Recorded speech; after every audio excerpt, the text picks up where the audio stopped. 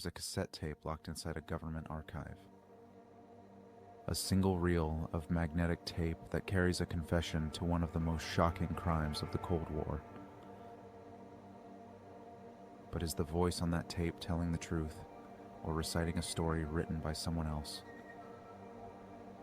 In December 1980, 4 American churchwomen vanished on a lonely road in El Salvador. Hours later, their bodies were discovered, beaten, violated, and hastily buried in a shallow grave. The murders horrified the world and demanded answers. The government promised an investigation, and then silence. For years, the case remained an open wound. Families waited, journalists searched, diplomats whispered behind closed doors, and then, without warning, a mysterious cassette appeared.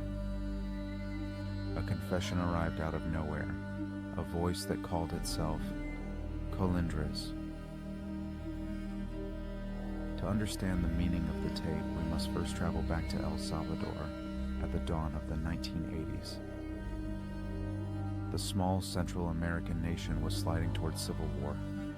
Left-wing guerrillas launched ambushes and kidnappings. Right-wing death squads hunted suspected sympathizers. Entire villages awoke to find loved ones missing. Gunfire echoed in the hills. Fear settled over the countryside like a permanent fog. The United States, locked in a global Cold War, poured money and weapons into the Salvadoran military. American advisors trained officers and interrogators. Washington believed that if El Salvador fell to leftist rebels, the entire region could follow. Ordinary Salvadorans paid the price. Farmers disappeared during midnight raids. Priests who preached social justice were branded subversives. Churches became both sanctuaries and targets. Into this danger stepped 4 American women, Dorothy Kazel, Ida Ford, Maura Clark, and June Donovan. They were missionaries and humanitarian workers. They drove battered jeeps through muddy back roads, bringing food, medicine, and comfort to displaced families. Friends warned them to leave. They stayed anyway. On the night of December 2nd, 1980, their van was stopped by armed men. The women were abducted, assaulted, and murdered. Their bodies were discovered the next day. The crime shocked the world and became a flashpoint in U.S. foreign policy. The Salvadoran government blamed a handful of low-ranking soldiers. Trials were promised. Investigations began and stalled. Key evidence disappeared. Witnesses recanted or vanished. Families demanded justice. The truth remained buried. Years passed. Congress held hearings. Diplomats traded accusations. Still, no one could prove who ordered the killings. Then a strange object arrived at the U.S. Embassy. A plain, plastic cassette with a peeling label and a single name, Colindres. Inside was a voice. It claimed to belong to a man involved in the murders. He described the night of the killings. He named accomplices. He spoke as if he were there. For embassy staff, the tape was explosive. If authentic, it could expose the killers and implicate higher command. If false, it could mislead investigators and protect the real perpetrators. Either way, the stakes were enormous. The tape was sent for analysis. Chain of custody records are incomplete. Technical reports note oddities in the sound, unexplained edits, abrupt jumps, moments of dead air that feel too deliberate. The U.S. analysts were divided. Some believed the voice was genuine. Others warned it might be a fabrication, a carefully staged confession meant to divert blame. For years, the cassette remained locked away, discussed only in classified cables and private briefings. Decades later, under pressure from human rights advocates, the U.S. State Department launched the El Salvador Declassification Project. Thousands of pages of once secret cables, memos, and forensic reports were released to the public. Among them was the mysterious Colindres cassette and its typed transcript. The documents paint a picture of confusion and quiet fear inside the embassy. One cable warns, authenticity cannot be assumed. Another notes that Salvadoran officials resisted giving American experts direct access to the original recording. Analysts debated whether the speaker was reading from a script. Some questioned whether Colindres was even a real person. The transcript reveals puzzling inconsistencies. Key names are redacted. Several sections are garbled or cut mid-sentence. Phrases repeat as if prompted by an unseen interrogator. Technical experts detected splices where the background noise changes abruptly, tiny fractures in the magnetic tape that suggest editing. Yet other evidence seemed authentic. Unique local slang, details of the crime scene that were never released to the public, and subtle breathing patterns that match natural speech. Every new page deepened the mystery.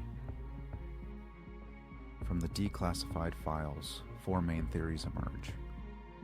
First theory, the confession is genuine. Colindres participated in the murders and decided to confess, either out of guilt or in exchange for leniency. Supporters point to specific details in the tape that align with physical evidence. Second theory, the confession is real, but coerced. Perhaps Colindres was captured, threatened, or tortured, and forced to repeat a narrative written by higher authorities. This would explain the scripted phrases and repeated lines. Third theory, the tape is an outright fabrication, a political tool created by the Salvadoran military to distract investigators and shield commanders. Analysts note that the cassette conveniently directs attention toward low-ranking soldiers while avoiding mention of senior officers. Fourth theory, a hybrid. Some elements are true, others are deliberate falsehoods. The tape contains enough accurate detail to appear authentic while concealing the ultimate chain of command. Each theory carries evidence and contradictions. Each leaves more questions than answers. Behind these theories are real people. The 4 murdered women were not symbols, but individuals with families, friendships, and faith. Dorothy Castle, a teacher from Cleveland, wrote letters home describing both her fear and her determination to stay. Ida Ford survived a flash flood just months earlier and believed her life was spared for a purpose. Maura Clark devoted years to missionary work in Nicaragua before coming to El Salvador. John Donovan, the youngest, left a comfortable life in Connecticut to serve the poor. Their families pressed the U.S. government for answers. They met with members of Congress. They testified before hearings. They carried photographs of their loved ones into every meeting, a silent reminder of the cost of political gamesmanship. The declassified documents show how their persistence forced Washington to release more information, cable by cable, page by page. Today, more than 4 decades later, the Colindres tape remains a riddle. Some of the soldiers originally convicted have admitted partial guilt. Others maintain their innocence. Senior commanders continue to deny involvement. Human rights groups still push for the release of remaining classified files. Forensic audio specialists debate whether modern technology could finally authenticate the tape. Historians sift through the declassified cables, searching for patterns hidden beneath layers of redaction. Meanwhile, the story of the 4 women continues to inspire new generations. Schools and parishes bear their names. Pilgrimages retrace their final journey. Their letters are read aloud in memorial services around the world.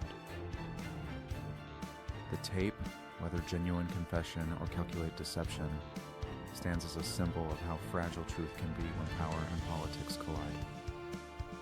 So what do we believe? Is the Colindres Confession a breakthrough, a trap, or a ghost story told by mistake? Perhaps the more important question is why the tape existed at all. Someone wanted this story heard. Someone wanted a particular version of events to survive. The lesson of the secret cassette is simple but unsettling. Even when governments open their archives, the truth often arrives with edits, splices, and gaps large enough to swallow certainty itself. This has been Archive Unsealed. Thank you for listening. Stay curious, and remember, the archives never sleep.